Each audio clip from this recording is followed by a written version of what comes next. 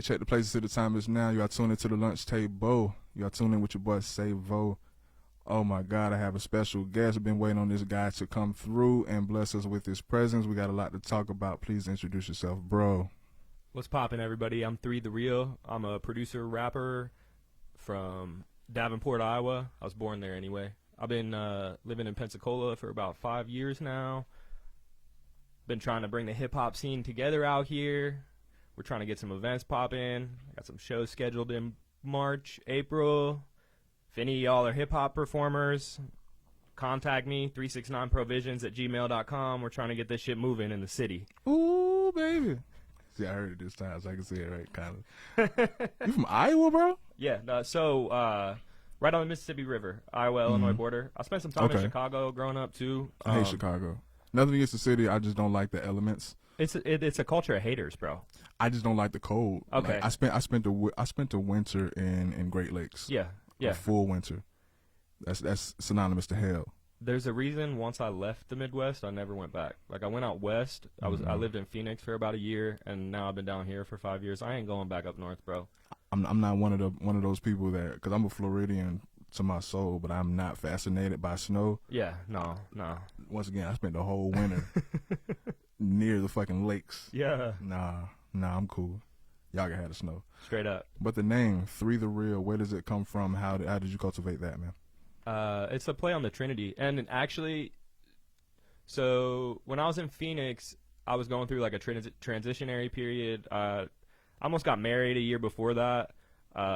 Shorty cheated on me, and then I ended up flying out with my brother. We were like gonna throw it all on music. So I was working on this last album, which you can only find on my SoundCloud now. But I was trying to figure out how I was going to rebrand because I knew the name that I was rocking with wasn't working. It was Crush, like the soda. I know, it's corny. I mean, is it from the soda, or it just so happens to be the same as a soda, but it had another connotation to it? I think people, it was a nickname. That's what people used to call me when I was younger. Okay. Yeah. Got you. I kind of see it like, you know Mac Miller? Yeah. Mac Miller originally went by Easy Mac, and he would go Easy Mac with the cheesy raps. Oh, I was about to say, 'cause that's some mac and cheese type shit. I did not know that about Mac Miller. Yeah. I came about around the Cinderella type days. Divine Feminine. Yeah, that record is so good, bro. Yeah. But we digress.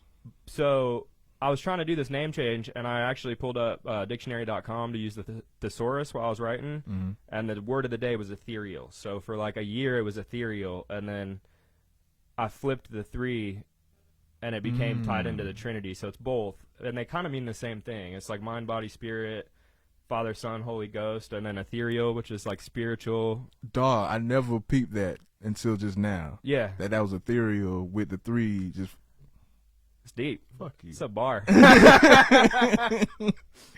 no, hey, I'm looking right at it. But no, it's definitely went over my head, because like saying it's not conjoined. You say it separate. So I always thought of it separate. Yeah. And not as ethereal. But no, that's dope. When did you move here from Iowa? Because you said you went through the whole breakup thing, and what year was that? Yeah. 5 years, 6. So 2019, I moved to Phoenix, and beginning of 2020, I moved here.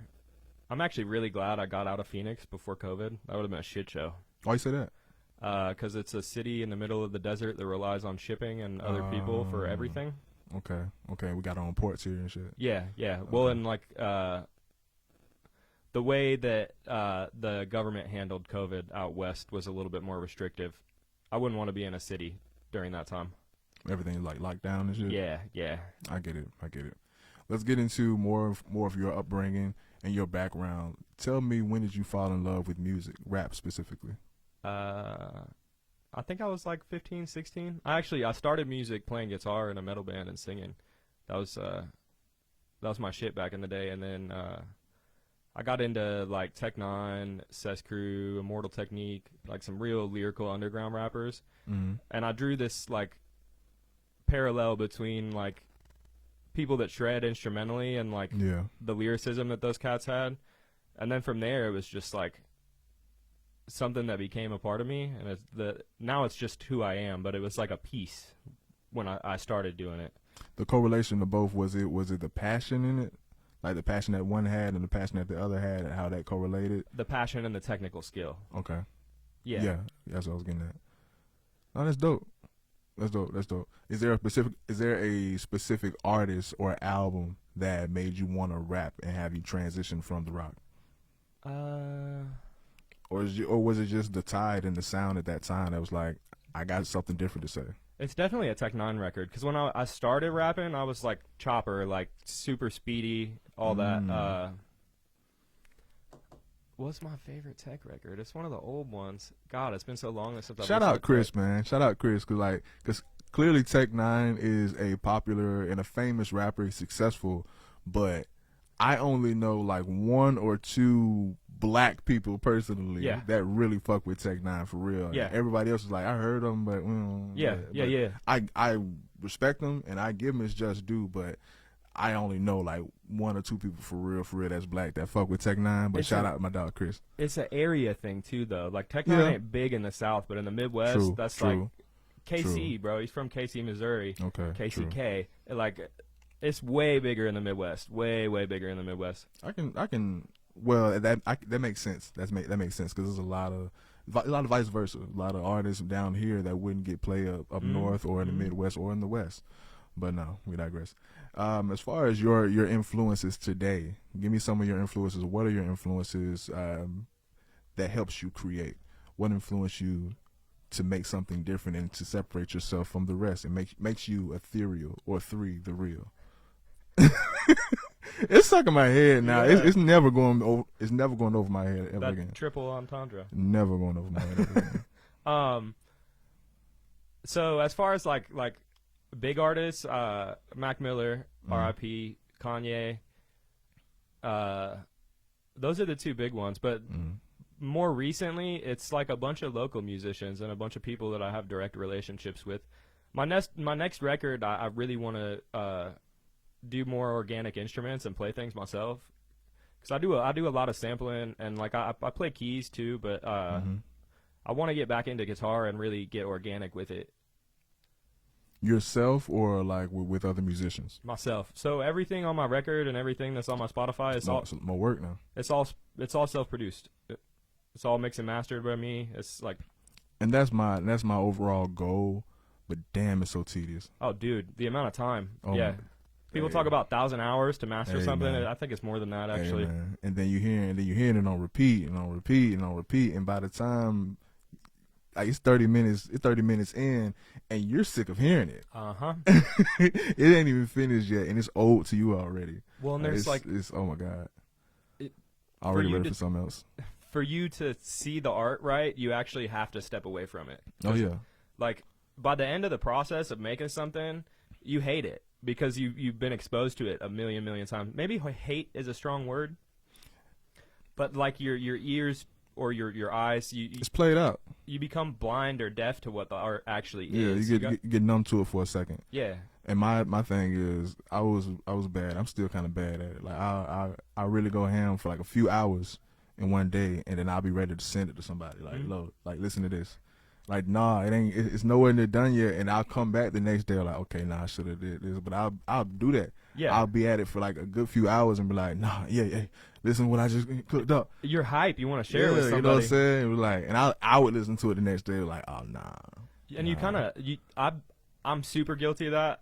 Yeah. But you rob yourself of the full gratification when you do that, because it's like a little hit of dopamine when you send it to somebody. Your brain's like, I want a reward for this. This is really dope. Only for them to point out what the truth about it is, and then it's not gratifying. It's not gratifying at all. It's like, well, fuck you. I was hype about this. Now I want to go to bed. Nah, dead ass. Like, I was just rocking to this shit. Like, I would add some more drums. I would take like, man, fuck you. Yeah. This shit was dope when I heard it, and guess what? I ain't changed it until tomorrow. I was like, okay, yeah, I may need to, do a little this and that and that with that. But yeah, nah. I can agree.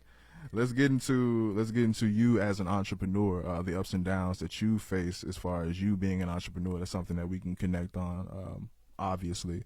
But no, let's get into when you started doing everything yourself and understood the importance and the value of doing it yourself. Not saying that there's no value in having a team, but when did you see the importance of doing it yourself if you want to see any progress at the moment? So I had a little label when I was like 19, 20. Mhm. It was called The Black Sheep. And it was a bunch of my little homies. I had kind of a managerial role, but Mhm. we had a producer, and then we had somebody that promoted, and it blew up. And that's been the story for me with pretty much every group I've ever like tried to form. Mhm. It's a pretty common story in music, man. Like everybody I talk to that's like on the other side of the aisle as far as music, like the rock musicians, country, whatever, like nobody likes working with a band because it's always drama. Yeah, it's not necessarily every instrument. Each instrument has their own personality and ego. Yeah, Type yeah. shit. You know, I get it. I get it. I just my big thing was I got sick of relying on people, and then Yeah. I was really into Russ at the time I started producing, Mm. and Russ was when he first blew up, and he was on this whole like produce everything yourself, drop he Ownership type shit. yeah. Well, Yeah. the way he came up was he dropped like 52 singles one a week for a whole year. And then, like, by the end of that, I think Kylie Jenner posted one to her story, and just like Yes. that. He put out 11 albums before that. The Russ is history. The Russ is Type history. shit. But from that though, as far as just entrepreneurship, can you expound on finding some type of success in failure, or the lesson in the loss, if you would? I think that's, like, what actually makes success. Like, failure is a foundation. Michael Jordan got cut from his basketball team. Yeah, JV. Yeah. That whole summer, he was practicing before class the next year. For sure. Practicing.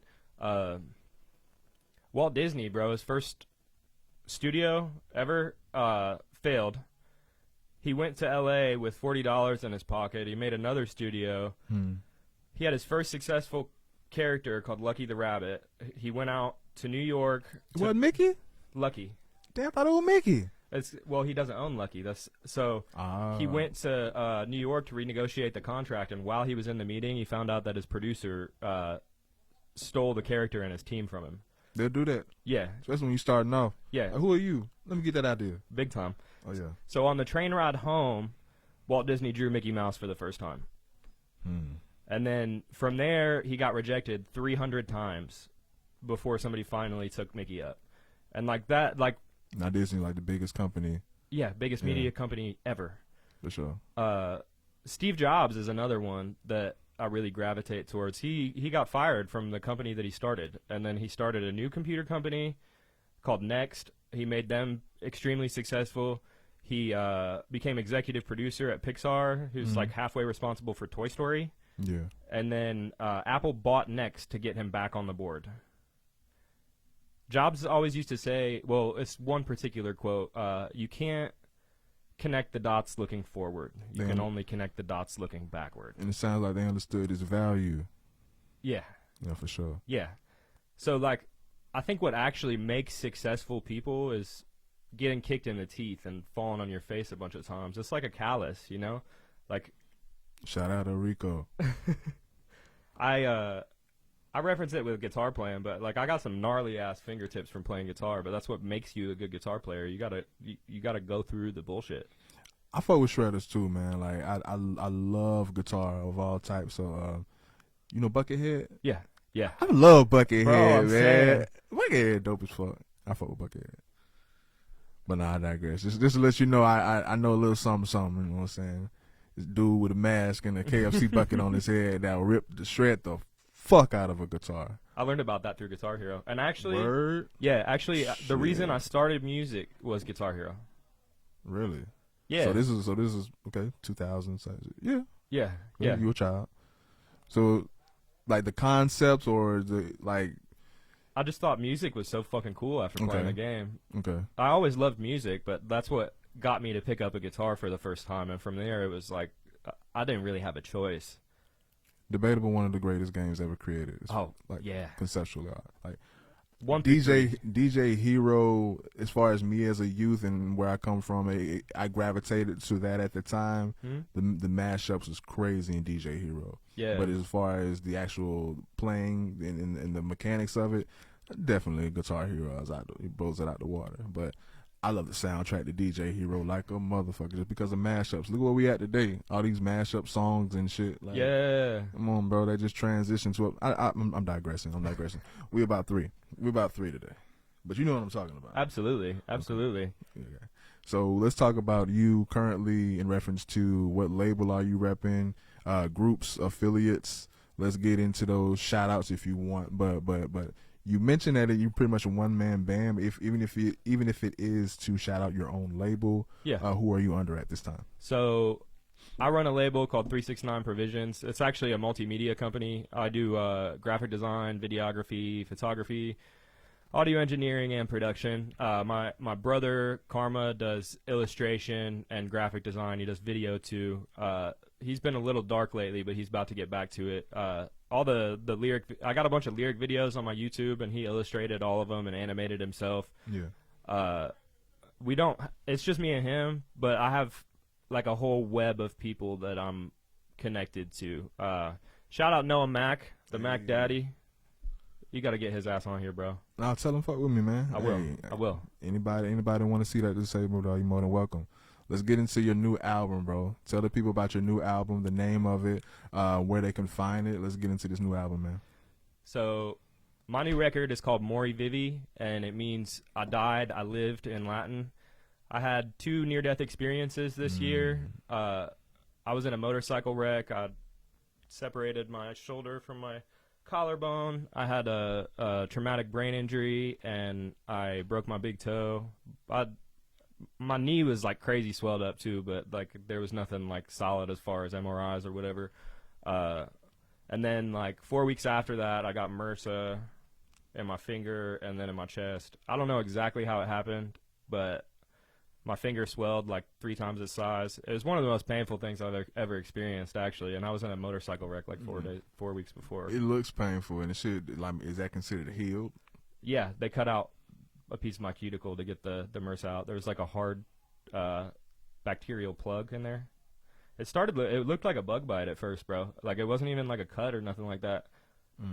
I don't know, maybe it was a bug bite and it just got staph in it. That looks painful as fuck coming from the tip of your finger. Or the nail, that's crazy. But I've had my share of experiences as well. I've never had MRSA or nothing like that. That looks crazy. But as far as like accidents, let me get closer to the mic. But you mentioned that you wanted me to share my experience of how I correlate. Okay, so on 11/11/11, I was hit by a car. Like, no shit. Yeah, I was on some dumb shit. Well, I was crossing the street. People that know me know the details, but I was with a group of dudes. We were leaving the basketball court on our way home. Across the street, I ran. Didn't see the car because I was going through traffic and trying to get to the other side of 5-lane highway type shit.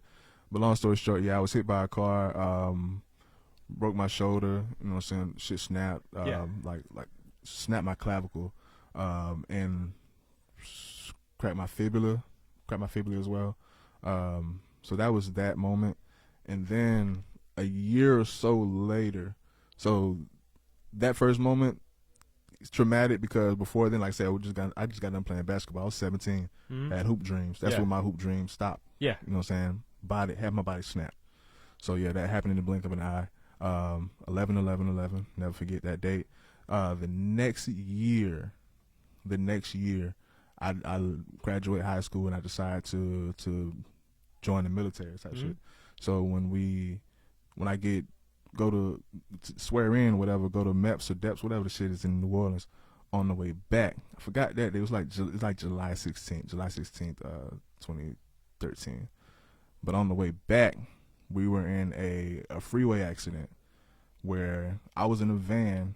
I was the only one that didn't wear my seatbelt, moving 90 miles an hour, and the car flipped like 5-6 times. You know what I'm saying? And to this, I haven't listened to Kanye West Mercy, the song Lamborghini Mercy. I haven't heard that song in years because that's the last song I heard like as I went to sleep. and I woke up to the car flipping. Uh-huh. And I was like bouncing around that bitch. That shit was crazy. That shit was crazy. It's wild how fast those moments happen, but slow at the same time. And then you walk away like when you survive that shit, like it ain't nothing hurt me, man. Like I can survive, and like I just you know that's the delusion that came about. It's like, Yeah. oh, you gotta be more careful. Like you serious? They can't fuck with me, like that type shit. But no, like you get fucked up like that. So I had to get surgery from the first time. The second time, I didn't get surgery, but I had hella glass in my back. It fucked up my back of my neck to where like my shit's kind of crooked now. But it's just battle scars. I've been through hella shit, man. But it is what it is.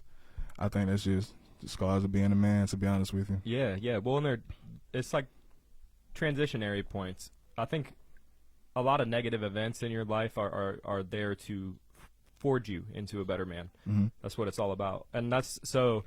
The near-death experiences were a turning point for the record because initially a lot of the songs on the record were singles, and I was planning on doing like drop a single every 3 to 6 weeks type thing, little promotion run afterwards. And after the wreck, I think I was at work and I was like, yo, like I'm turning into a completely different person. Like all this music, I need to put it out. Like it's time. So I put the record together, and one of the only songs on the record that was from like right then is the title track, Mori-Vivi. And it's two characters, Mori and Vivi. The first verse is Mori, the second verse is Vivi, and one's the embodiment of life, the other one's the embodiment of death. But they're both just a metaphor for God. Yeah. The record's on every streaming Talk service. that Latin shit. No, it's like this. The record's on every streaming service. You can find any of my content on 3therealist.com. I got merch. You can contract out for graphics and videos. The record's up there. There's a bunch of free songs. There's like free artwork. You can use as desktop wallpapers or whatever you do.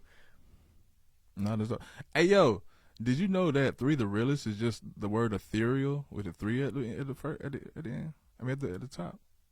Flip you ain't know that. You feel me? Because the numbers and letters, it always messes my head up, so I'm going to read it exactly how Yeah. Well, that's what it is. It's just like it's a bar. Yeah, okay. Yeah. I just didn't want to feel like I was stupid by myself. Yeah. Oh, yeah, I know. But now we're going to get back into your music, bro. We're finna talk shit. We're finna talk about the single Talk Shit. Tell me the inspiration behind Talk Shit. What? Take it away. Talk Shit is like a crash out song, but in the most positive way possible. I have this philosophy on crashing out. Like it's such a negative term, but I think that there's some things that in order to maintain your integrity that you absolutely have to stand on, and you need to tell people like what's fucked up. So Talk Shit is like a invitation to do that. Like fuck around and find out type of song. Well, not exactly. The hook, I saw you when you walked in. All you want to do is talk shit. Fool, you better weigh your options. Where's the time I think we lost it? Oh shit, it happened again. It's also like shit. It's also like a critique on those cycles in the hook. But the all the verses, I'm basically like bringing up a bunch of really fucked up shit that happened in my past and like calling it out. Did you want to expound on any of that in this interview? Other than you got into your relationship briefly, you mentioned family issues and everything. The engagement was a big inspiration, and my pops. So briefly, between like Shorty cheating on me and me moving to Phoenix, I stayed with my pops for about a month and some change, and he had just married a woman my age, or they were about to get married. Yeah, she was pregnant, and like I'm not gonna get crazy into detail, but like he like let me stay there, but I sure as shit wasn't welcome. And when I moved to Arizona, he ended up like not sending me any of my shit, and then like he sold my car and only sent me like 2 payments for it.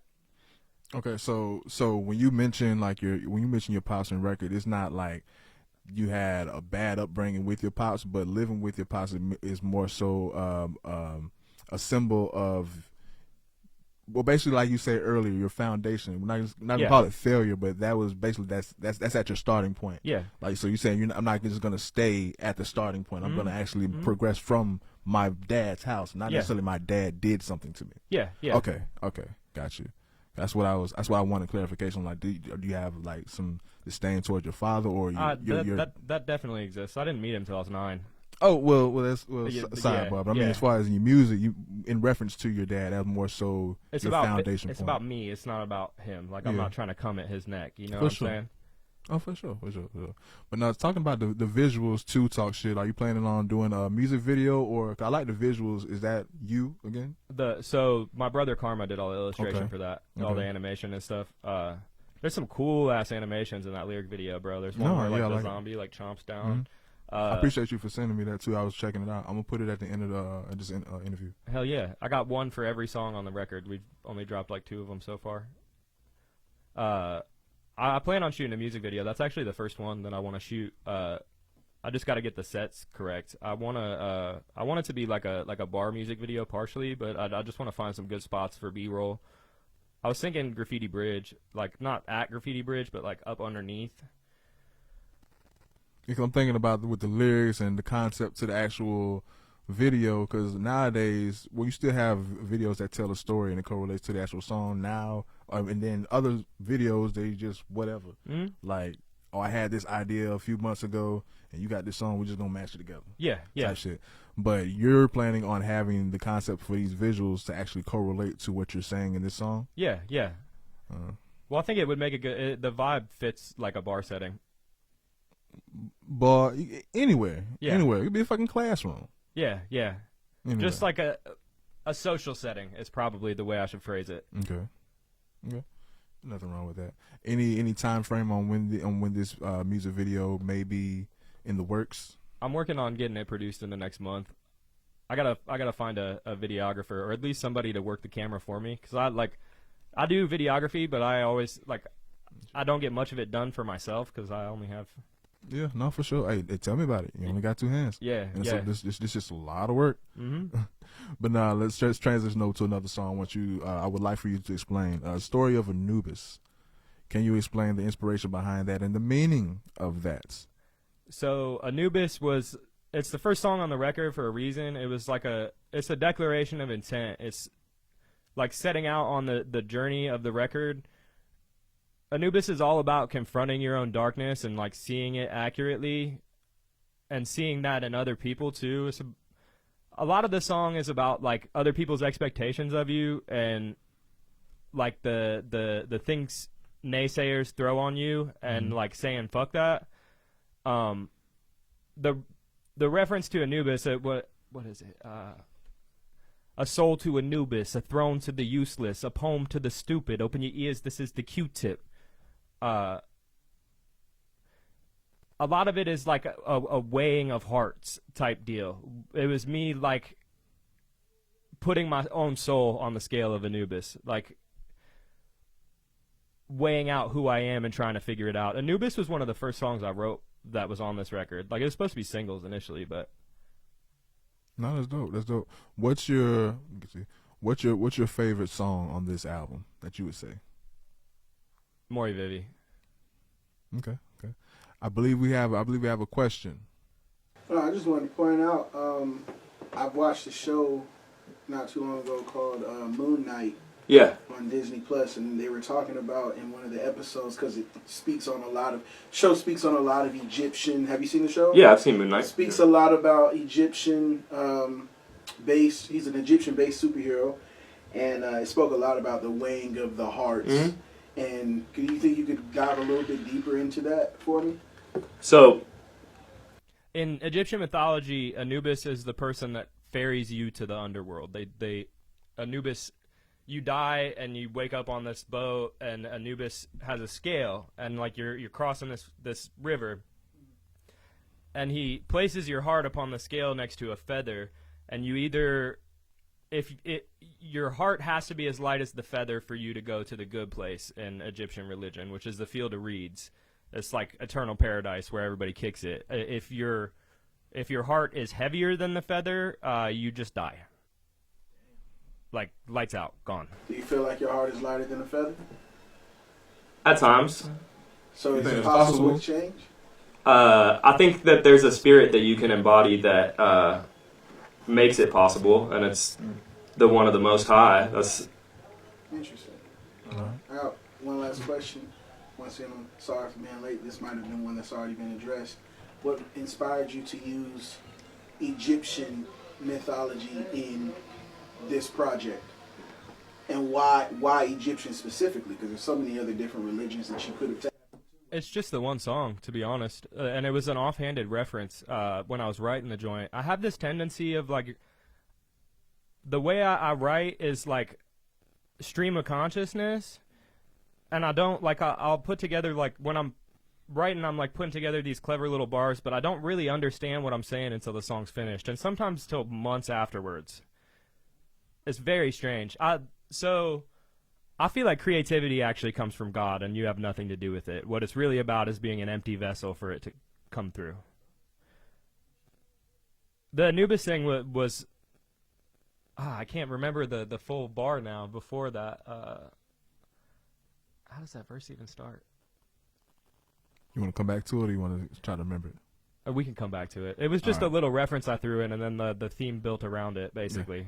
Well, let's move on to this next question. We're going to get into your performances. It's a two-part question. Can you give me your memory of your best performance? And then after that, I'm going to ask you about your worst performance. Any level. There's a couple. So I opened up for Mac Lethal about 7 years ago. No, Cess Crew is the show I'm referencing. I opened up for Cess Crew like 7 years ago, and that was phenomenal. That was one of the best shows I've ever had. That's what's up. On top of that, I had an album release party the 15th of November last year, and that was fucking awesome. It like for Mori-Vivi? Yeah. It was like small venue. It's down at the Kava Bar, but we packed that joint out. We had like 50 people in there, and it was so intimate. And I played the whole record plus like some stuff I haven't released yet, and then in between, like every 3-4 songs, I was like going into like little speeches about my life and like how the record came about. Just like those intimate moments are like unbeatable. And then my open mic performance last night, as far as technically, was probably one of the best I've done, even though it was only like 10 minutes. Nah, it'd be like that sometime. Let's get into your worst. Opening for Mac Lethal, and the same show, the best and worst. It's a different one. So okay. I said Mac Lethal, but you said worse. It was yeah. Okay, I flipped it. The Mac Lethal show, I was. So there were a bunch of people around me that were in the rap scene back home that used backing tracks on everything. Mm-hmm. And, like, I got to this place where I thought that's what you needed to do, and then that was the show that I stepped out and did that on. Yeah. And I don't like rapping on backing tracks, and it felt really inauthentic when I was doing it, and it made my performance ass. No, I'd be like that. How long ago was that? 7 years ago? Yeah. You gonna make me look up Mac Lethal just to not like him even more. I don't even know who he is, and I already don't like him. He was part of the Rhyme Sayers. Mac Lethal actually doesn't perform on backing tracks, but I'm talking about like the local artists, because that was the first time I met Mac Lethal. He's kind of played out now. He's like a YouTube rapper and does like little like shorts raps where he like raps the alphabet or like in 50 different rap styles. But he used to be killer, bro. He's part of the Rhyme Sayers. You know Atmosphere? No, but I don't want to stop that run. Give them they props. Shout them out. Oh, but yeah. I definitely Atmosphere. Don't know who you are. Minneapolis hip hop, bro. Like Brother Ali, Atmosphere, Mac Lethal, Idea and Abilities. It's all like real underground shit. But that's when I was first getting into hip hop. That was what I was about. Is like the real lyrical shit, like the. The Minneapolis? Minneapolis, yeah. It's Midwest stuff. That's where a lot of the really technical shit came from, at least back then. All right. Other than Mori-Vivi that's already out, we're having upcoming visuals for Talk Shit. Do you have any other upcoming projects? I'm going to be dropping singles. I've got like 4 ready right now. Mm-hmm. I got a bunch more that are like semi-perfected, but I'm dropping a song called Run It Up. I don't have a date nailed down yet, but it'll probably be around March, around when we start doing those shows. And then from there, I will be dropping a release every 6 weeks. Be one song. You play Run It Up for me. I fuck with it. You know, got a lot hype feel. I can play it in the gym. You know what I'm saying? But nah, for sure. Anything else coming up? Just those shows. I'm really trying to focus on like the tangential stuff. Okay. But the videos, I've been making visualizers. I'm getting comfortable on Adobe After Effects, like doing animation and all that. So that's all a work in progress, but like There's more work on you though. yeah. No, for sure, and I get it, but yeah, work. Yeah. I mean, I live and breathe this shit, bro. It's just I don't feel like I have a choice. I get that, and I sing that song all too much, but we kind of do. That's fair. But we want it done how we want it done and when we want it done. Yeah. So in that breath, yeah, we got to do it ourselves. Yeah. So I get that. But now it's time for the infamous question. Everyone that has ever had an interview here has had to answer this question. Take your time on answering. You can get an honorable mention. Give me your top 5, dead or alive.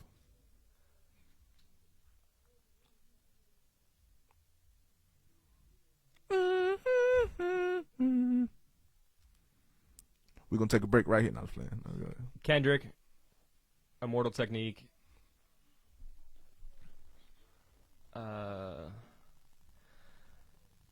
Eminem. I don't know where to put M. I just feel like he belongs in the top 5. So this is no order. That'd probably be easier for me to do, but I think Kenny's number 1, at least right now. I mean, it's your list. Yeah. Mac Miller. We have 4. Yeah. Then Mac Lethal. No, absolutely not. No, fuck with shit. King Los.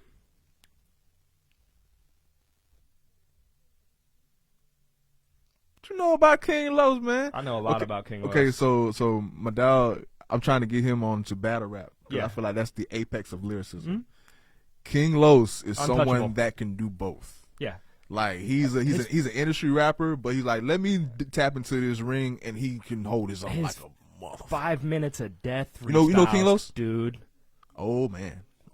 As far as like Man. lyricism, Just lyricism, like entendres, like rhyme schemes, nobody's touching Los. Not One a of those damn guys. person. I need to, and this is just a battle rap in me. Like I'm a fan when it comes to this shit. I need to see him go against bigger names. Yeah. I need to really, really see him going against bigger names because he's getting his credit because he's going against credible people. Yeah. And notable people in battle rap, but because of who he is, I need to see him go against another GOAT in battle rap to really see. He shows he belongs, but let's see if you're really king, man. Yeah. Let's see if you're really king. So yeah, nah. You said something there. Top 5 though. That I wouldn't have suspected that because I don't. There is a stigma on battle rappers or just lyricists that they don't make great music. I think that's wrong. It's all a preference. But that's always been the big stigma because when it comes to just the masses and the consumer's ear, it's either this or that, or maybe a gray area of both. But there's a specific audience that prefer one over the other. That's fair, and you gotta interact with the market, but that's not what actually makes the art good. Oh yeah, no, I agree. King Los. No, for sure. I see that look on your face. You did not. That is not what you expected. I've been rocking with Los since like right after high school, bro. I was gonna say like Yellow Wolf or some shit. You know what I'm saying? No offense. I fuck with Yellow Wolf, but nah, I wouldn't have gave you that look if you was at Yellow Wolf. Yeah. But King Los. No. Drake. As soon as he said Kendrick, I knew Drake wasn't on that list. As soon as he said Kendrick. Drake, I've never felt that way about Drake. Not even when he was actually popping. I've always not liked Drake. See, we're not even finna dig into this. Not no, here. we don't. Not here. Yeah, we don't not have here. to rotate this. It's Not already here. been rotated. You know what I'm saying? Because I like Drake. Yeah. Drake is dope. Drake makes hits. Don't get me wrong. That's just dope like as fuck. And Drake is spit. Like don't get Drake fucked up now. Just because he got caught up with somebody underage, don't get him fucked up. He can still get busy on that mic. It just ain't the energy for me personally. Like where he's coming from. I do like some Drake songs, specifically the Time Clock series. I'm trying to clean it up now. I didn't like him before this shit. Stay there. No, I didn't. Talk your I shit. didn't. 100%. Stay there. No, there are some Drake songs that I did like, specifically the Timestamp series. Drake on his rapidy rap. Like I say, this is not the place for that. Back for you. Give me 3 things you cannot live without. Music, food and water. Okay. Okay. All right. Where do you see yourself in the next 5 years? Making a living entirely off of art and being free. What's your definition of free? Controlling your own time. Okay, so like I control when I wake up, and when I wake up, I can really decide what I want to do for that day, and it'll still be lucrative in some way. Well, so financials come into that because Okay. like you're not. Basically, the majority of people these days are wage slaves. Like nobody lives the life that they really want to live. We all have to go to a job and do what somebody else tells us. What I'm talking about is And inflation makes that worse. Yeah. I'm talking about escaping that. Like Off the grid type shit. well, not necessarily. You trying to but be off the grid? at a certain point, yeah. My plan when I'm an old man is to go get a ranch somewhere in Homestead. Nah. I just said I traded off for a family and a farm. Yeah, big Deadass. time, bro. Big Deadass. time. No, but it's just about getting out of the rat race, man. Like humans aren't supposed to live like this. The Matrix. Yeah. We're Nah. supposed to be free. It's a God-given right. Nah, definitely. They charging for grapes. Yeah. They charge for grapes and water, man. No, real shit. We're gonna close out with this last question, man. What is your overall message in your music, if you have one? I believe you do. You can do anything you want. Your success lies beyond your fuck-ups. Everything we go through shapes us, and that's what makes us the full realized versions of ourselves. That's what's up, man. That's what's up, bro. You want to shout out anyone? You want to shout out any shout out before we wrap it up? Shout out Matty Jade, dope-ass producer. Shout out Noah Mack, dope-ass folk artist. Shout out Benny Trill, The man with 8 names. formerly known as Alexander. Shout out Pacific Kava Bar for having us every week.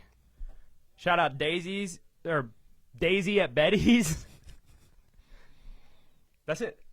That's all. The places of the time is now, bro. We appreciate everybody. Listen to this song. Oh, today was an unusual day, but after this, there'll be no more distractions. We're treading on the edge of disaster. Desert gun, bullets. Tell them to shoot to kill. Shoot to kill. Oh, that's music to my ears. So if you want what I've got, line up, baby! I saw you when you walked in. All you wanna do is talk shit. Who you better wear your options. Where's the time? I think we lost it. Oh shit, it happened again. I've been walking down this path, dog, I've been busting my ass, and I'm still puffing the grass. I got nothing to stash, I'm living honest, I ain't worried about the rubbish from past. Cause if I was, I'd be hanging up under my dad's rope, no longer stinging my neck. I spring an effect, working towards my future, never letting it consume me. Cause the minute you live in it, sitting in a tomb, see? My goal has been to elevate, quench my thirst and this pain. I'm a sinner with a smiling face, finding grace inside the space. I hide the weight and ride with haste. I think I was designed this way, that's for a purpose. I'm here in service. This world is full of fear and yearning. I dream we see between the curtains. My demons lurking. The scene is such a genius burden that seem to worsen.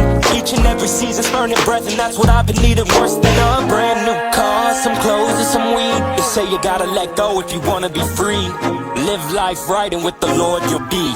But I still smoke and fuck hoes, so I cheat. I saw you when you walked in. All you wanna do is talk shit. Who you better wear your options. Where's the time? I think we lost it. Oh shit, it happened again. And baby girl, I'm still dreaming of love. We get too close and I'm fiending for love. Like I've been seeking the drugs, we deep in the trust. Little lies leaking combust, speaking of us. You split me open, let me bleed in the rub. I seen what it was, deep in the cuts, even it up. Tell your demons are done, it ain't eating me up. It'll be what it was, just accept the time past. Life ain't gon' change, but if you stuck in times past, you gon' always act the same, and that's insane. Promenading a path of pain, past the drink, I'll toast to that, there goes the cap. I've been so selective, effective at guarding my time from these vexings or sexting, affecting my mind. What's the question? These blessings can turn into curses and hurting, but still I ain't learning my lesson. Fuck. brand new bitch said she stick with me, but you gotta let go if you wanna be free. Live life right and with the Lord you'll be, but I still smoke and fuck hoes so I cheat. I saw you when you walked in. All you wanna do is talk shit. Ooh, you better weigh your options. Where's the time? I think we lost it. Oh shit, it happened again.